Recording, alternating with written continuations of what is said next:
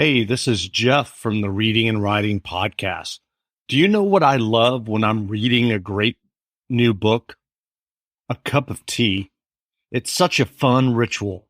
Settling down with a cup of tea and a new novel that I'm excited to read. Why not treat yourself to a cup of Plum Deluxe teas? Every loose leaf tea is hand blended, fresh, using only the best ingredients.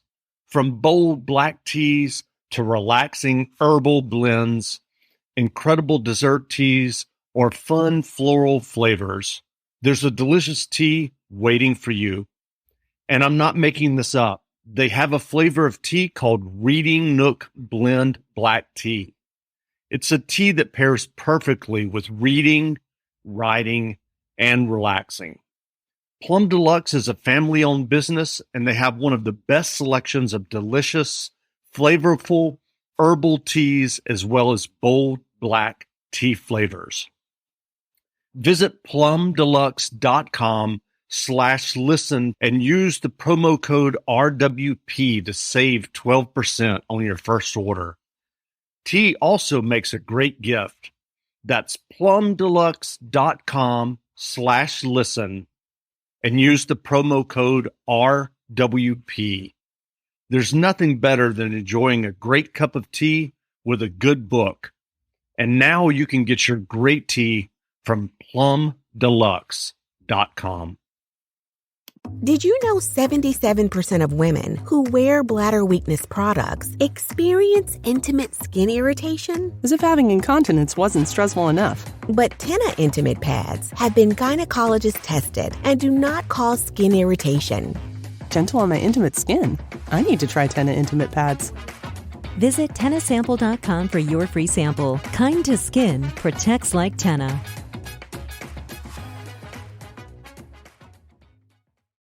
Welcome back to the Reading and Writing Podcast. My guest today is Charles Rosenay, editor of the new book, The Book of Top 10 Horror Lists.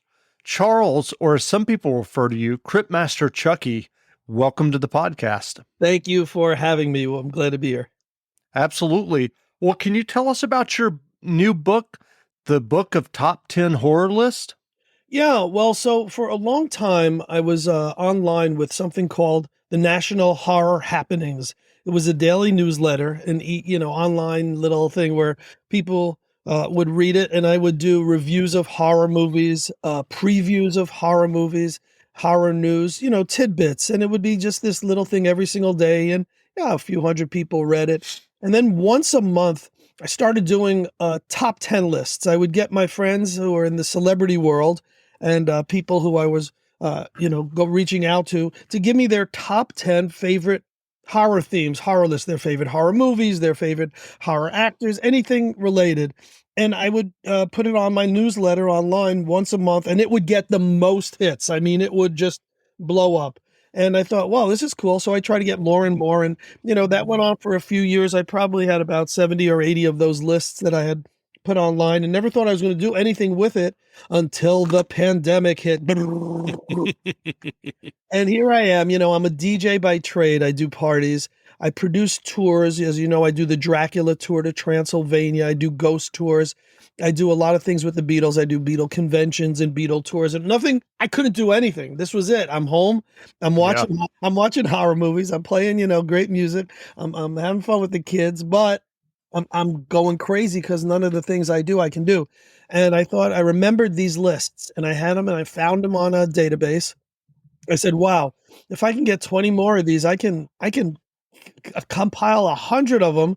I can write intros to each one. I could find amazing graphics to accompany it. I can put together a really cool book, and there's nothing like it out there. And it's exactly what I did. In a short time, in about 2-week period, I got 20 or 30 more horror lists, put it together, got interest from a few publishers, and put it out through Bear Manor Media. It went on Amazon. I'm selling, copies by myself as signed copies, which people love. And I've been doing the circuit as much as you can do, with the COVID scenario. I've been doing libraries that'll allow it.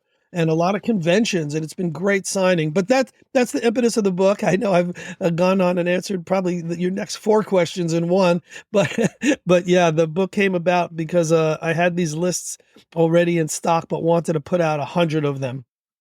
Sure. Well, who are some of the well-known contributors to the book with their horror list?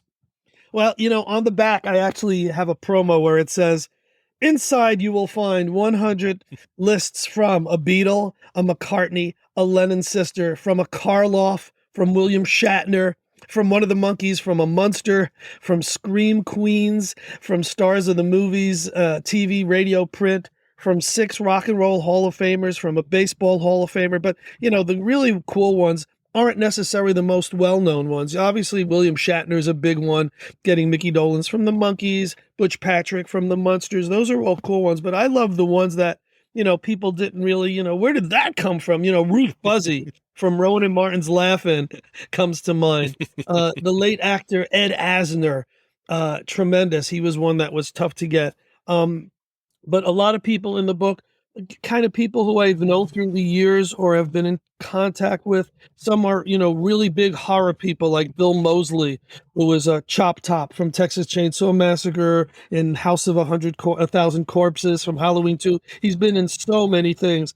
And to the horror people, like he's, oh my God, this is the most amazing thing in the world. To, rock and pop and bubblegum people, Ron Dante, the lead singer of the Archies, is a great one. For me personally, I love getting Sarah Karloff, Boris Karloff's daughter, because she's a sweetheart. She's a friend of mine, and she hates horror movies. I mean, she even said, Charles, I don't even watch my dad's movies. But what she did is she came up with the top 10 list of things that scare her. And it was a great addition to the book. And, it gives credibility when you can have a Karloff in a horror book. That's great. Well, I know you mentioned Ed Asner and you mentioned a lot of other celebrities. How did you reach out to these celebrities to get these lists? Well, some of them, the rock and roll people, mostly I knew. In 2010, I had produced RockCon, which is the weekend of 100 rock stars. So people like Tommy James and Al Jardine from the Beach Boys, Mary Wilson from the Supremes, the list went on and on. It was 100 rock stars. And that number 100 really played into me wanting to do a book. I could have put in 75, and just wrote the book of top 10 horror lists, but I needed that 100, which was that number that I always shoot for. And so I already had a built-in list of people who I knew I could just call and they would send me lists. I also produced the Beetle Convention. So there's 9 chapters of Beatle-related people in the book, including Pete Best, the Beatles' first drummer, and John Lennon's sister, Julia. So some of them were easy. Ed Asner, who you mentioned, was one of the toughest ones. For some reason, I just, you get it in your brain that you need to get someone's list. And sure. And he's the only one I pursued it like a main. Really, I sent him letters to his home address, to his agent's address, to his manager's address, to the studio, to about 4 or 5 places, heard nothing.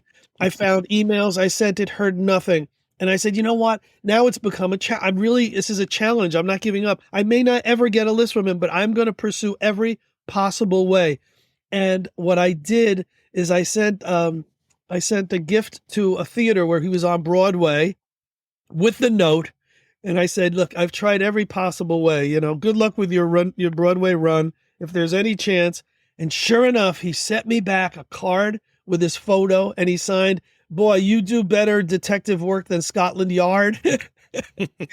you know horror, you come up with 10. And he gave me 6 of them and we put them in the book. And it's just such a rewarding one to have gotten. The other ones were really special are the Rock and Roll Hall of Famers, 2 members of the Cars, Little Anthony from Little Anthony and the Imperials, one of the members of Alice Cooper's band.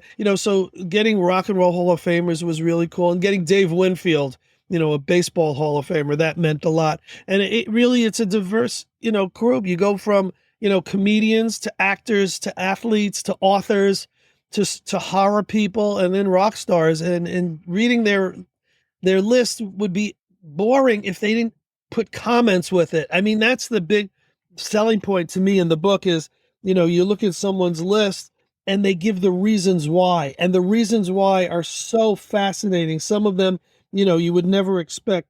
Phil Fang Volk was the bass player for Paul Revere and the Raiders, a good friend of mine. And his first three, and I only mention it because these stand out in discussion whenever I do a library. These come up as, are they horror movies?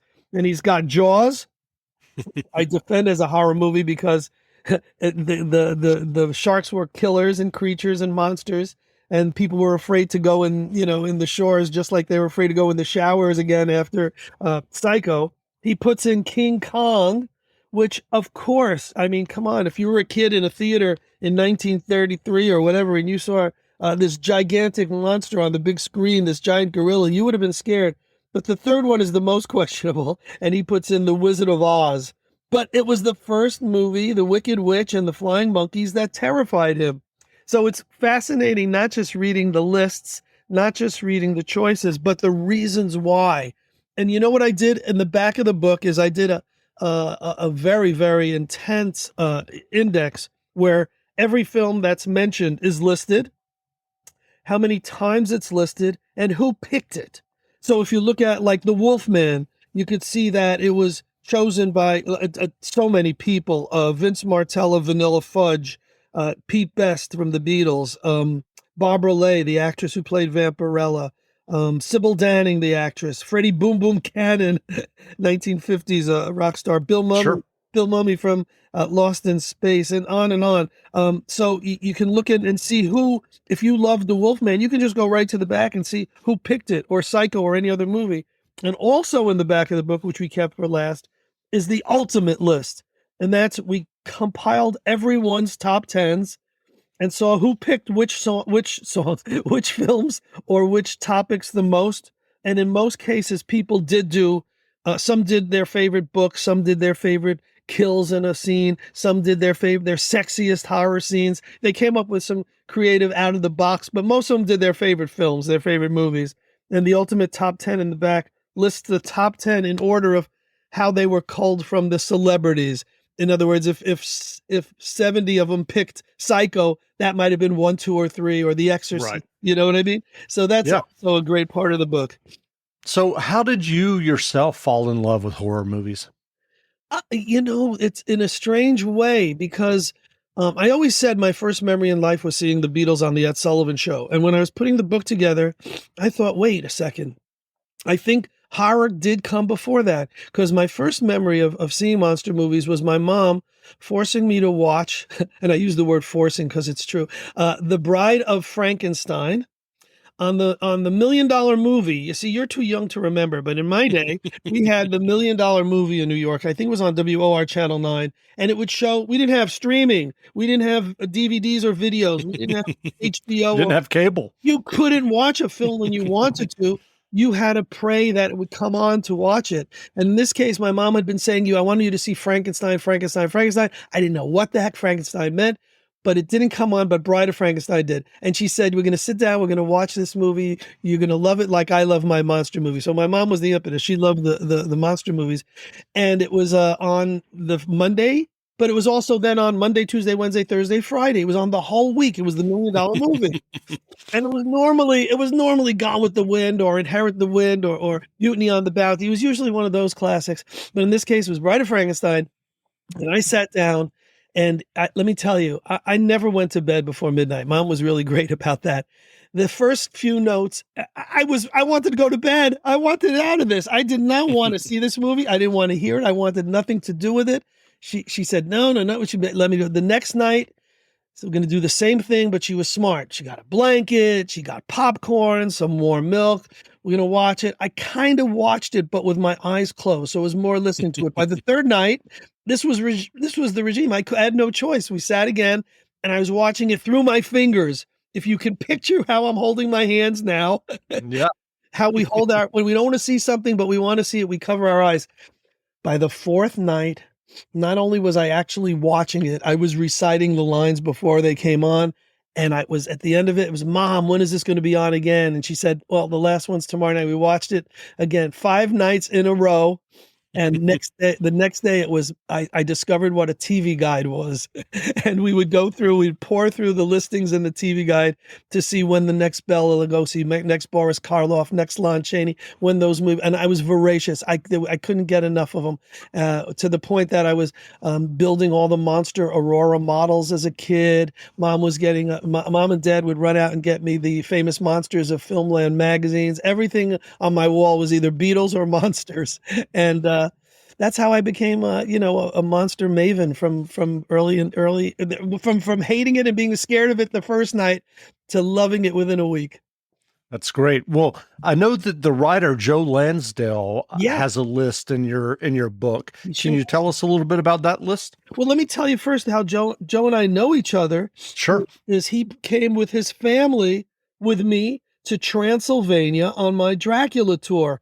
And I did not know Joe at the time. I obviously through Bub Hotel. It didn't take long before I discovered the genius of Joe Lansdale. But he came on the trip, and okay, so he's a horror writer. Good, I've had horror writers before, and he came, and his daughter was very young. They had the greatest time, and we stayed in touch. And it was like, oh my gosh, look at this! This guy is so prolific, and his work is so different than anyone else's. I just fell in love with him, not just as a friend, but as an author. And so glad you mentioned it, because he's so revered and so brilliant. But his list were the top 10 horror books, and he didn't do films, he did horror. And the stuff on here is just amazing. I mean, he obviously picked a few Stephen King's, a Robert Bloch, a Ray Bradbury, but on the top of his list, sure enough, he says still the king of vampire books and the source for all the ones to follow, good or bad. Bram Stoker deserves both praise and blame for that. And he lists Dracula from 1897 as his first favorite. But yeah, that's the list good old Joe R. Lansdale gave us, top 10 horror books. That's great. Well, what are your favorite horror movies? Boy, Bride of Frankenstein has to be in that list just for nostalgia reasons.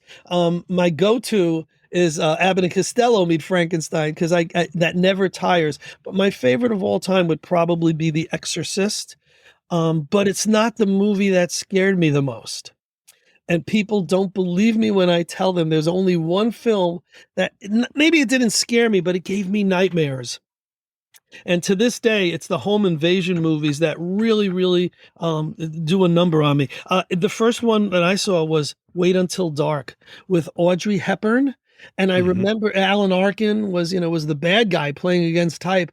And I remember coming home and I thought, boy, that movie was great. Oh, man, it was so well done, so scary, blah, blah, blah. And I was still a kid. And I went to sleep and I did not fall asleep. It was one of those, I don't know if you ever had a flu where you don't know if you're awake or if you don't know you're asleep, and it's all dreamy. Even when you're awake, you're dreaming, and vice versa. And through the night, people were breaking into the house. They were climbing through windows. They were turning on the lights. It was really one of those nightmare nights after seeing that movie. So that has a place in my heart and would be on my top 10 list, as would a movie that did not make it in my book. Not one person picked a film called Phantom of the Paradise. And I don't know if you know it. It's a Paul Williams film where I don't know it. He acts in it. He plays the lead in it.